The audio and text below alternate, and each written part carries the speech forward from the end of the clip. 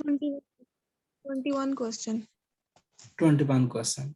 हमने ये बात की थी कि अगर हम दो चीजें प्रूव कर दें, या पॉजिटिव डेरिवेटिव या इंक्रीजिंग हो जाएगा, या नेगेटिव डिक्रीजिंग हो जाएगा, तो उससे हमें पता चलेगा कि भाई इसके पास ज्यादा से ज्यादा एक ही जीरो हो सकता है। अगर इंक्रीजिंग हो तब भी, डिक्रीजिंग हो तब भी, किसी भी तरह से हम ये साबित कर दें। दूसरा केस हम ये साबित कर दें कि आपके पास ये जो डोमेन में दो डिफरेंट साइन देने वाले पॉइंट्स हैं, दोनों को जब हम मिलाएंगे, एक कहता है कि एक या एक से ज्यादा जीरो होगी, एक कहता है कि ज्यादा से ज्यादा एक जीरो होगी, तो दोनों कंडीशन अगर फुलफिल हो जाएंगी तो उसका मतलब हो जाएगा कि इसके पास सिर्फ एक ही जीरो है। यही बात हम कर रहे थे ना जी।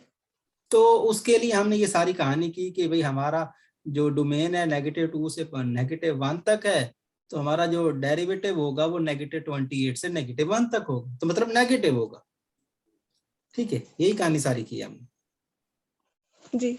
डेरिवेटिव नेगेटिव कर रही है। अब हम दूसरी कंडीशन की तरफ आ गए कि अगर हमें डेरिवेटिव नेगेटिव हो गया तो इससे हमें पता चला कि भाई इसके पास ज्यादा से ज्यादा एक ही जीरो होगा। अब हम दूसरा केस देखते हैं कि क्या हम दो पॉइंट ऐसे ले सकते हैं जो डिफरेंट साइन देते हैं। तो डिफरेंट साइन देते हो कंटिन्यूअस तो है ये, तो डिफरेंट साइन देने से क्या हो जाएगा, उससे हमें पता चलेगा कि इसके पास एक या एक से ज्यादा जीरो होगी। पिछले से हमें पता चला कि ज्यादा से ज्यादा एक जीरो होगी। दोनों कंडीशन फुलफिल हो जाएंगे, जिसका मतलब है सिर्फ और सिर्फ एक ही जीरो है।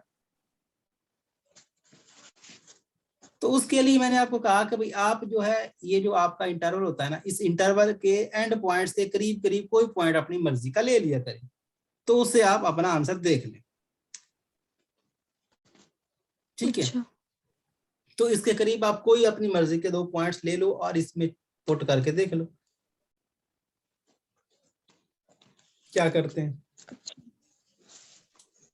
कैलकुलेटर उठाओ और चेक कर लो, कोई से दो डिफरेंट साइन दे दे, एक पॉजिटिव दे दे, एक नेगेटिव दे दे, तो उन्हीं दो पॉइंट्स को कह देना कि भाई ये देखिए इन दो पॉइंट्स के दरमियान डिफरेंट साइन आ रहा है, तो इसका मतलब ये हुआ कि इसके पास एक या एक से ज्यादा जीरो होगी। पिछला में बता रहा है कि इसके पास ज्यादा से ज्यादा एक जीरो होगी, तो दोनों को मिलाएंगे तो एग्जैक्टली एक जीरो होगी। तो लेट्स से आप ये ले लें, इसको ले लें -1.9 और इसको ले लें 0.9, 0.9 नहीं बल्कि -1.1, ऐसा ही है ना। ये इसके करीब है, ये इसके करीब है, इन दोनों को पॉइंट को पुट करो तो आंसर क्या आता है। इसकी जगह पे x⁴ + 3x + 1, इसको चेक करो, -1.9 को भी पुट करो और -1.1 को भी पुट करो, क्या डिफरेंट साइन देते हैं या नहीं देते हैं। कैलकुलेटर है तो पुट करो।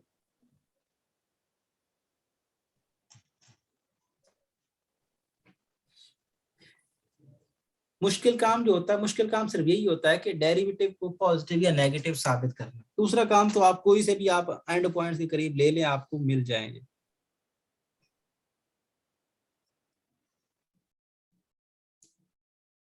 जी